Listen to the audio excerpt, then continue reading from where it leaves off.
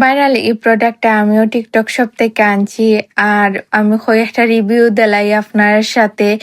আসলে কিলা খান বালা নি না বালা না, আজকের ভিডিও আপনারা আমি সম্পূর্ণ হইমো আপনার সাথে আজকে এটা শেয়ার করবো। আর সাথে সাথে আমি কিচেনে গেছি, গিয়ে কিচেনে যাওয়ার পরে পিঁয়াজ ওয়াইজ লইয়া আমি বানানিত বই গেছিলাম।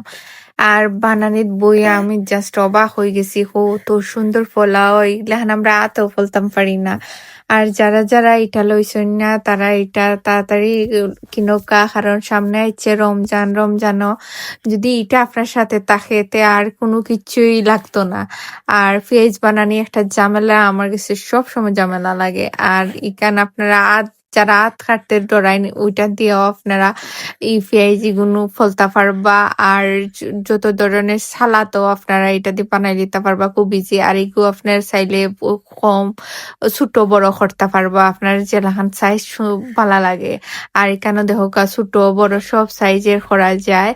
আর যদি কেউ বাই করতে চাইন তাই আমি এলো বাস্কেটও লিঙ্ক দিয়ে দিমু, আপনারা বাই করে লাউকা। আমি বেশি এক্সাইটেড আসলাম ইতার লাগে, আমি সব ধরনের আলু টালু ইতা লইয়া আমি খাইটা দেখি চাইন কিলাখান লাগে।